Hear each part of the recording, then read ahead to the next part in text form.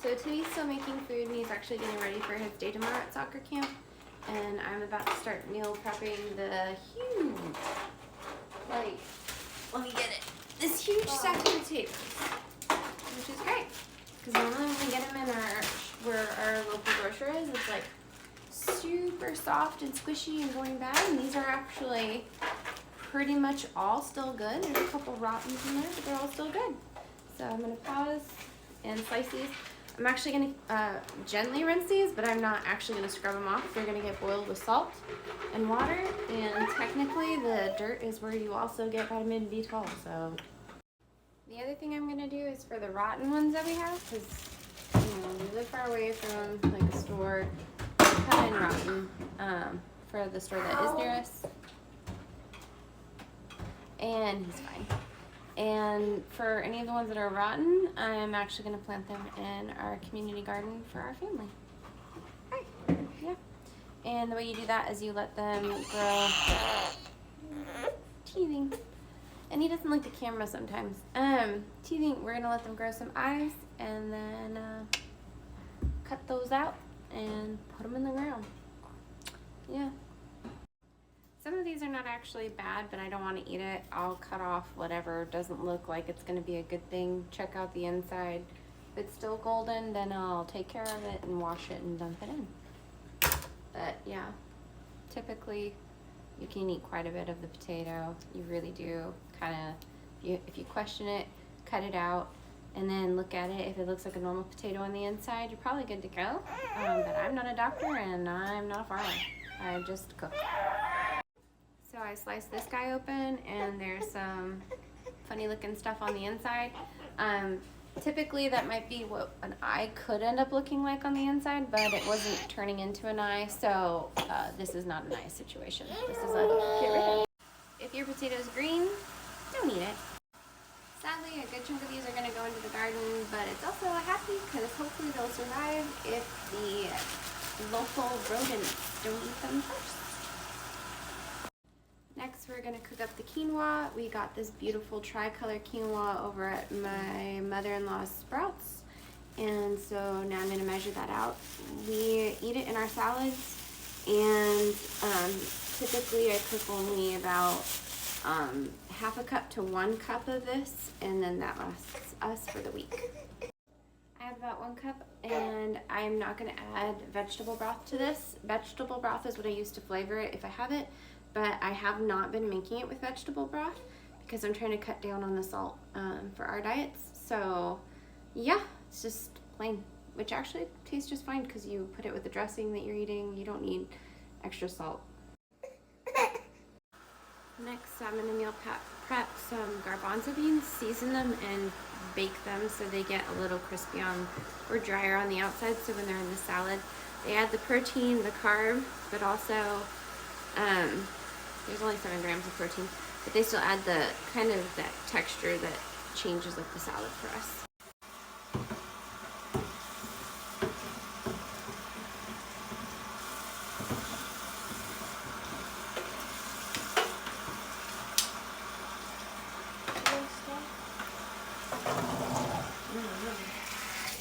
I'll just do that for a little while.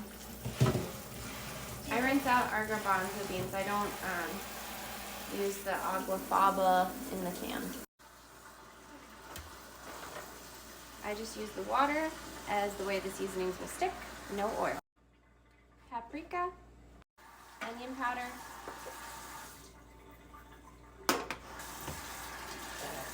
turmeric,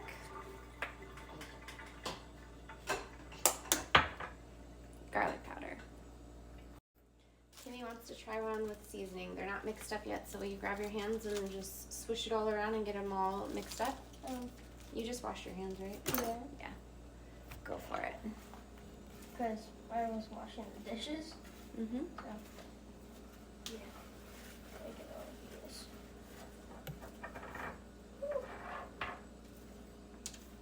Alright, you can try one. There's no salt. So go ahead and give it a try. It tastes way better with salt. But we don't cook them with salt for Daddy. What do you think? Look at him trying new food. Timmy already has his chocolate melting in the oven at 195. So I'm not going to temper with that. I'm just sticking the garbanzo beans in there.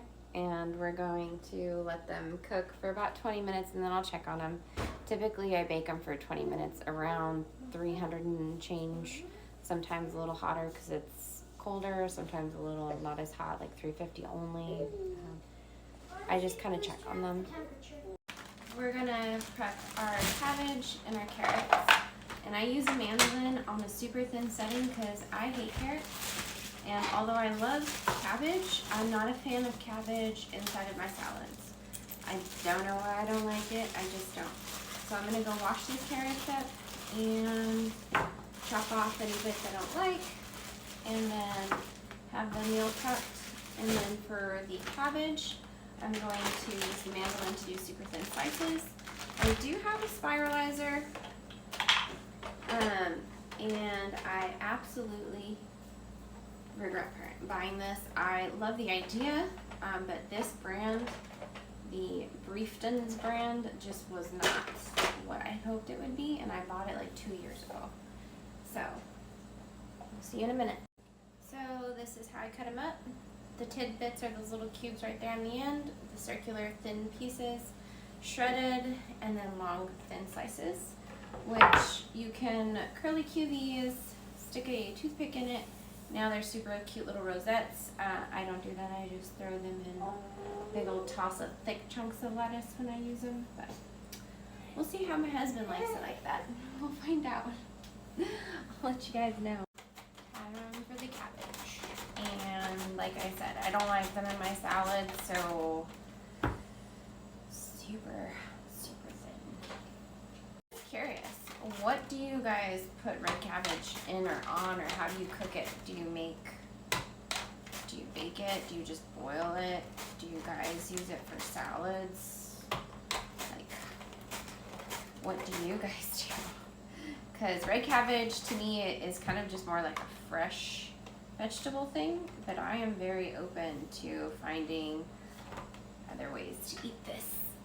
I have iceberg lettuce. I'm going to shave it down pretty thin too, not as thin, but as I did the cabbage. But I like butter lettuce, I like cabbage, I like, I'm sorry, not cabbage, I like iceberg lettuce. I do not like the fact that some of those other lettuces have E. coli, so I do not get those, even though this could have the same situation, the same story. More importantly, it's more about taste. We're just starting into this, so I kind of want to get our taste buds used to it. I don't want to just be like, oh, eat all this, and it doesn't taste good. We're so used to fast food. With all of the hospital visits we've had in this last year, even recently, like we're constantly going to a doctor, we eat a lot of junk food, and we need to reacclimate our taste buds to be human and not fast food based. So that concludes the meal prep. I need to go purchase tomatoes because I forgot them. And ever since my husband started eating tomatoes, he sleeps better. It could also be the baby who keeps us up all night long. He wakes up like 8 times between. Your garbanzo beans timer is done. I would say, I gotta go. Okay, so I would say that I forgot what I was talking about. The garbanzo beans are not done. It's gotta crank up the heat. And then, yeah, I need tomatoes. Oh, it helps him sleep, but the baby stays up all night anyway. And it's time for me to go.